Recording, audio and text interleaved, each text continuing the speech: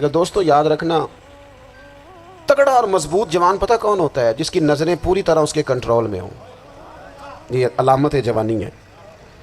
جس آدمی کا پوری طرح، دو لوگ دنیا میں کبھی کوئی کارنامہ سر انجام نہیں دے سکتے، ایک جو حرام کھاتا ہو، ایک جس کی نظر ناپاک ہو۔ محمد بن قاسم جب یہاں آئے تھے نا، تو ایک دن بڑے پریشان تھے، تو ایک بزرگ کہنے لگے آپ کیوں پریشان ہیں؟ کہنے لگے راجہ داہر سے مقابلہ ہے اور ہماری فوج تو سندھ کے رستے بھی نہیں جانتی، زبان بھی نہیں جانتی، لڑیں گے کیسے؟ دو چار دن کے بعد ان بزرگوں کی دوبارہ محمد بن قاسم سے ملاقات ہوئی تو بڑے خوش تھے۔ کہا اب آپ کیوں خوش ہیں؟ کہنے لگے وہ میرا مقابلہ نہیں کر سکتا، میں نے تحقیق کر لی ہے۔ کہا کیوں؟ کہنے لگے نظر کا گندہ ہے، اور جو نظر کے گندے ہوتے ہیں وہ میدانوں میں ٹھہرا نہیں کرتے۔ میدان کے لیے نکلنے کے لیے پاک جوانی کی ضرورت ہوتی، تطہیر مزاج ہونا ضروری ہوتا ہے، پاکیزہ افکار اور سچی اور سچی ستھری سوچوں کا ہونا ضروری ہوتا ہے۔ اس لیے فرمایا کہ میرا مقابلہ نہیں کر سکتا۔ حضرت عبداللہ بن حذافہ کمرے میں تھے تو وزیر کی بیٹی اندر سجی سنوری پہنچ گئی۔ جیسے ہی آپ نے اس کفر کی چال کو دیکھا تو تیمم کر کے نفل شروع کیے۔ وہ ساری رات بیٹھی رہی، رب کا بندہ ساری رات عبادت کرتا رہا۔ عبادت بڑا سہارا ہے، مصلی بڑا سہارا ہے اللہ کے بندوں۔ صبح دروازہ کھولا، وزیر نے اپنی بچی سے پوچھنا چاہتا تھا رزلٹ کیا نکلا، تو کہنے لگی پیچھے ہٹ جا، اب تیرا میرا تعلق کوئی نہیں، میں نے نبی پاک کا کلمہ پڑھ لیا۔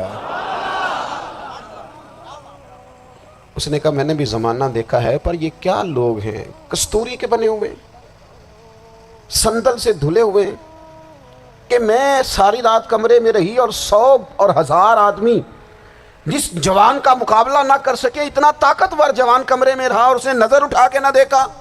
او کچا رنگ للاری والا جڑا چڑھدا تے لیندا رہندا ہے، اے عشق تیرے دا رنگ محمد چڑھیا پھر نہیں لیندا۔ میں کہا ایک دفعہ نظر اٹھا کے نہیں دیکھا، کمال ہو گئی۔ اتنے بڑے لوگ، اتنی بڑی سعادت مندی، فیروز بختی، معاملہ فہمی حد ہو گئی۔ اللہ اکبر۔ دوستو بادشاہ جب پوری طرح ہار گیا نا، اس نے کہا مار دو۔ تیل گرم کیا ایک کڑاہی میں، اور جب آپ کو اس میں ڈالنے لگے تو آپ کی آنکھوں میں آنسو آ گئے۔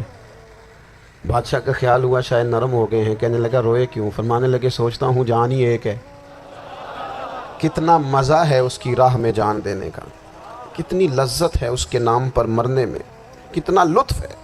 جے تو چڑھیا اتے دار بھی نہیں تے جے تو وکیا عشق بازار بھی نہیں، تے ایڈا سستا سودا پیار بھی نہیں، تے ایڈا سستا لبدا یار بھی نہیں۔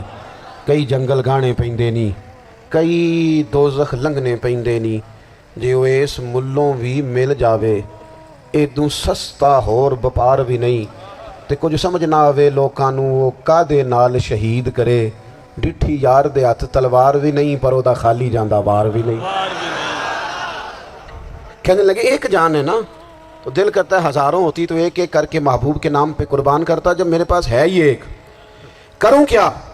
حضرت عبداللہ ابن حذافہ رضی اللہ تعالیٰ عنہ جب روئے اور بادشاہ نے یہ بات سنی تو بادشاہ اٹھ کے کھڑا ہو گیا، سارے وزیروں مشیروں کو کہنے لگا تم نے کہا تھا نا بندہ ضائع کرنے والا نہیں، یہ بھی ضائع کرنے والا نہیں۔ کہنے لگا میرا ماتھا چومو، تم جیسے لوگوں کو قتل نہیں کرنا چاہیے، آزاد کرنا چاہیے۔ عزیز اپنی زندگی سے نا یہ بہت زیادہ ہرس، ہوس، طمع، اور یہ کسی بات کی بھی ہو، ہرس صرف پیسوں کی نہیں ہوتی ہے، شہرت کی بھی ہوتی ہے، یہ بیماری انسان کو اقتدار کی بھی ہوتی ہے، تعریف کی بھی بیماری ہوتی ہے، یہ سارے نقص ہوتے ہیں لوگوں کو، اور معاذ اللہ بعض جبوں کبوں کے اندر بھی ہوتے ہیں، وہاں بھی پنپتے ہیں۔ اپنی زندگی جب تک اس سادگی میں نہیں لاؤ گے جو رسول پاک نے عطا فرمائی ہے، جب لوگ آسانیوں میں پوری طرح الجھ گئے تو پھر وہ دور ہوئے اور کفر چڑھ گیا۔ دوسری بات، اللہ کے محبوب صلی اللہ تعالی علیہ وسلم کی محبت ہم سے تقاضا کرتی ہے کہ ہم اس مشن کے لیے کام کریں جس مشن کے لیے رسول پاک نے کام فرمایا ہے۔ ہم سارے کام بڑے مضبوطی سے، سوچ سمجھ کے، تدبر سے، حکمت سے، تقاضوں کو مد نظر رکھتے ہوئے کرتے ہیں سارے کام۔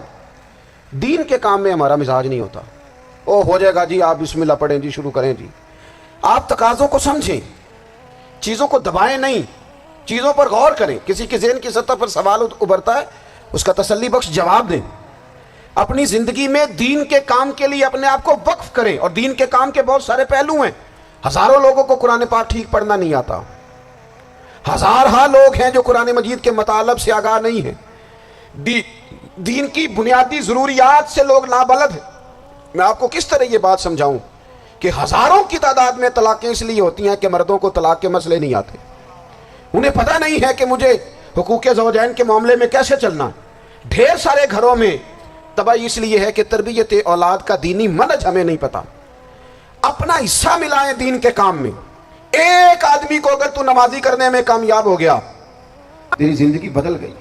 وہ دین بیزار لوگ جو ہمارے بیچ بیٹھ کے ہماری نوجوان نسل کو پگڑی اور داڑھی کا نام لے کے بنیادی طور پر دین سے دور کرتے ہیں، ایسے نوجوانوں کو دین کا پیغام محبت دے کر دین کے قریب کرنا ہماری ڈیوٹیوں کا حصہ ہے۔ ہمیں ذمہ داری کا احساس کرنا پڑے گا، ہمیں یہ خاص قدم اٹھانا پڑے گا، توجہ دینی پڑے گی۔ مساجد، مدارس، میں آپ سے عرض کروں، اتنی ڈٹ کے مخالفت ہوتی ہے نا مدرسوں کی، اتنی ڈٹ کے۔ میں ادارہ چلاتا ہوں، اس کے چلانے میں جو مشکلات ہیں وہ تو ہم بتا نہیں سکتے آپ کو، اس لیے کہ میری قوم، میرا اس قوم سے تعلق ہے جو نعت خواں امیر کرنا چاہتی ہے، مدرسے نہیں، نقیب خطیب پیدا کرنا چاہتی ہے، شعر و شاعری کی زندگی کو پروان چڑھانا چاہتی ہے۔ فقط ہمارا ان لوگوں سے تعلق ہے جو لاکھوں کروڑوں روپیہ محافل پہ لگائیں گے، اور قاری صاحب بیچارے اگر مسجد کا کوئی ہونے والا کام کسی وقت بتا دیں گے تو وہ بڑی مشکل آ جائے گی ان کے لیے۔ یہ کیسے ہو سکتا ہے، آپ نے یہ ڈیوٹی بتا دی۔ مدارس، اور جتنا اہم رول دین کو پھیلانے میں مدارس اسلامیہ کا ہے، اتنی زبردست، لوگوں کا خیال ہوتا ہے میری طرح کے لوگ شاید کام کرتے ہیں، ڈیوٹی کرتے ہیں۔ یہ 10-15 لوگ آپ کو نظر آتے ہیں جو آپ کو کہیں میڈیا پر یا ادھر ادھر ڈیوٹی کرتے، مخلص لوگ اپنی جگہ پہ، وہ بھی بڑا ہی کام کر رہے ہیں، جو میڈیا پہ آ کے بھی اخلاص سے اور درد دل سے کو دین کی، ان کی بھی کسی بات کی حوصلہ شکنی نہیں، لیکن ہزارہا اساتذہ جو مدارس میں بیٹھ کے پڑھاتے ہیں، جنہوں نے وہ سارے لوگ تیار، آپ سمجھ نہیں سکتے کتنا بڑا کام۔ حفظ کا استاد جو ہوتا ہے نا، اس کی ڈیوٹی 24 گھنٹے ہوتی ہے فجر سے پہلے، اور اس نے بچوں کو اٹھانا ہے۔ تنخواہ تو ہم انہیں دینا نہیں نہ چاہتے جی، تنخواہ نہیں دی انہوں نے، ہمیں مولوی امیر نہ ہو جانا۔ مولوی نو تے سوٹ بھی 27ویں والی رات دے ہے تاکہ کدھر سوان کے عید والے دن پا نہ لوے، کیونکہ 27ویں تو بعد تے درزی پھٹتا ہی کوئی نہیں، کیوں حضرت؟ ایسا ہی ہے نا، اس وقت تو نہیں نہ لیتا، تو ہم چاہتے ہیں مولوی ہماری مرضی کے ہماری طرح کا سوٹ نہ پہن لے۔ مدارس کی مضبوطی، آپ یہ دیکھ لیں، یہ صلاح الدین ایوبی کا تعلق بھلا کس چیز سے تھا؟